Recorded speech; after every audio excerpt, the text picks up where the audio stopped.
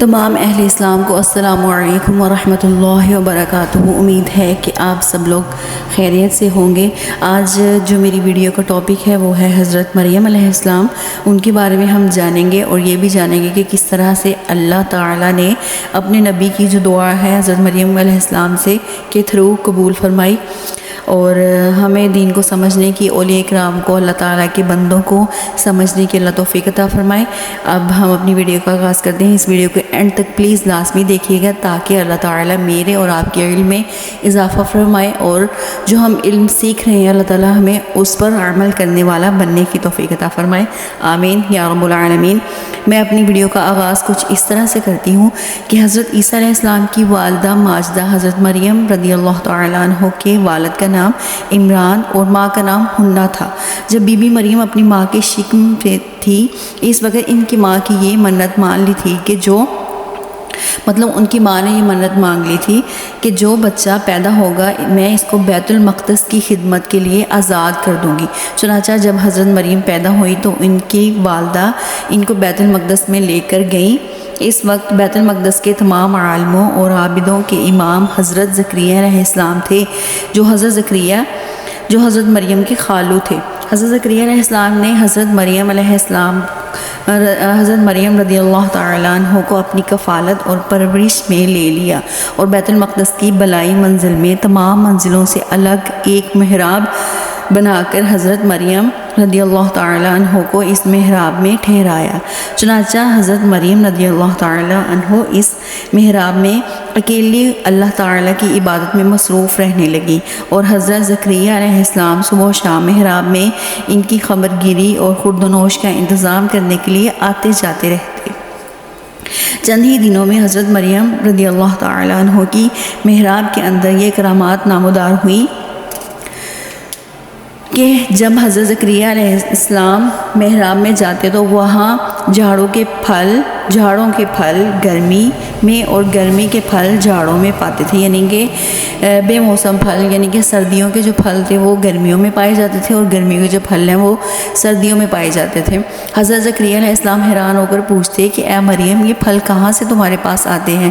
تو حضرت مریم رضی اللہ تعالی عنہ یہ جواب دیتی کہ یہ پھل اللہ تعالیٰ کی طرف سے آتے ہیں، اور اللہ جس کو چاہتا ہے بے حساب بلا حساب روزی عطا فرماتا ہے، بے شک اس میں کوئی شک والی بات نہیں ہے۔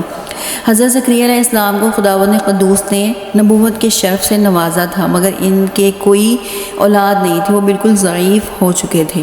برسوں سے ان کے دل میں فرزند کی تمنا موجزن تھی۔ وہ بارہا انہوں نے گڑ گڑا کر خدا سے اولاد نرینہ کے لیے دعا بھی مانگی تھی، مگر اللہ تعالیٰ کی شان بے نیازی کے باوجود کہ اب تک کوئی ان کو فرزند نہیں ملا۔ جب انہوں نے حضرت مریم رضی اللہ تعالیٰ عنہ کی محراب میں یہ کرامات دیکھی کہ اس جگہ بے موسم کا پھل آتا ہے، تو اس وقت ان کے دل میں یہ خیال آیا کہ میری عمر اب اتنی ضعیف کی ہو چکی ہے کہ اولاد کے پھل کا موسم ختم ہو چکا ہے، مگر وہ اللہ جو حضرت مریم کو محراب میں بے موسم کے پھل عطا فرماتا ہے وہ قادر ہے، بے شک وہ قادر ہے کہ مجھے بھی بے موسم کی اولاد کا پھل عطا فرما دے، بے شک۔ چنانچہ آپ نے محراب مریم میں دعا مانگی اور آپ کی دعا قبول ہو گئی، سبحان اللہ۔ اور اللہ تعالیٰ نے بڑھاپے میں آپ کو ایک فرزند عطا فرمایا جن کا نام اللہ تعالیٰ نے یحییٰ رکھا، اور اللہ تعالیٰ نے ان کو نبوت کا شرف بھی عطا فرمایا۔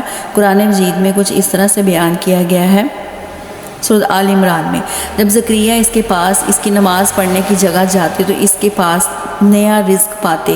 کہا اے مریم، یہ تیرے پاس کہاں سے آیا؟ بولی وہ اللہ کے پاس سے، بے شک اللہ جسے چاہے بے گنتی دے۔ یہاں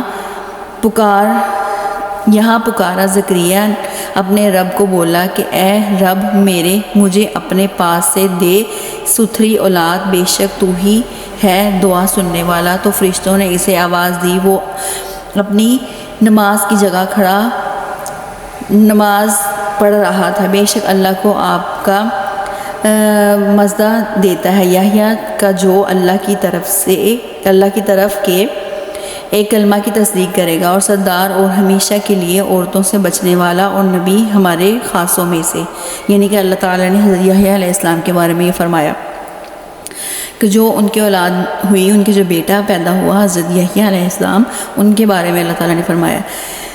اس واقعے سے حضرت مریم رضی اللہ تعالیٰ عنہ باکرامات ولیہ ہیں۔ واقعہ سے معلوم ہوا کہ حضرت مریم رضی اللہ تعالیٰ عنہ صاحب کرامت اور مرتبہ ولایت پر فائز ہیں، کیونکہ اللہ تعالیٰ کی طرف سے ان کی محراب میں پھل آتے تھے، اور وہ بھی جاڑوں کے پھل گرمی میں اور گرمی کے پھل جاڑوں میں۔ یہ ان کی ایک بہت ہی عظیم الشان اور واضح کرامت ہے جو ان کی ولایت کی شاہد عدل ہے۔ عبادت گاہ مقام قبولیت ہے۔ اس واقعے سے یہ بھی ثابت ہوا کہ اللہ والے یا اللہ والیاں جس جگہ عبادت کریں وہ جگہ اس قدر مقدس ہو جاتی ہے کہ وہاں رحمت خداوندی عز و جل کا نزول ہوتا ہے بے شک، اور وہاں پر دعائیں قبول ہوا کرتی ہیں، جیسا کہ حضرت زکریا علیہ السلام کی دعا محراب مریم میں قبول ہوئی۔ حالانکہ وہ اس سے پہلے بیت المقدس میں بارہا یہ دعا مانگ چکے تھے، مگر ان کی مراد پوری نہیں ہوئی تھی۔ سبحان اللہ تعالی علی محمد۔ قبروں کے پاس دعا، جہاں اللہ کے مقبول بندے اور مقبول بندیاں چند دن بیٹھ کر عبادت کریں، جب ان جگہوں پر دعائیں قبول ہوتی ہیں تو ان مقبولان بارگاہ الہی کی قبروں کے پاس جہاں ان بزرگوں کا پورا جسم برس تک رہا، وہاں بھی ضرور دعائیں مقبول ہوں گی۔ چنانچہ حضرت امام شافعی رحمۃ اللہ علیہ کا بیان ہے کہ جب کسی مسئلے کا حل میرے لیے مشکل ہو جاتا تھا تو میں بغداد جا کر حضرت امام اعظم ابو حنیفہ رحمۃ اللہ علیہ کی قبر مبارک کے پاس بیٹھ کر اپنے اور اللہ کے درمیان امام ممدوح کی مبارک قبر کو وسیلہ بنا کر دعا مانگتا تھا تو میری مراد بر آتی تھی اور مسئلہ حل ہو جایا کرتا تھا۔ تو اسی طرح سے ہمیں اولیاء کرام پر ان پہ مطلب وسیلہ بنا کے، یہ نہیں کہ ان سے ڈائریکٹلی مانگنا شروع کر دیں، اللہ تعالیٰ ان کا وسیلہ بنا کے کہ جیسے آپ لوگ جیسے اللہ تعالیٰ ان کے قریب ہیں تو اسی طرح سے ان کو وسیلہ بنا کے ہم دعا مانگ سکتے ہیں۔ یہ نہیں کہ ان سے مانگنا شروع کر دیں، ان کو وسیلہ بنا کے اللہ تعالیٰ ہمیں دین کو صحیح طرح سے سمجھنے کی توفیق عطا فرمائے۔ آمین یا رب العالمین۔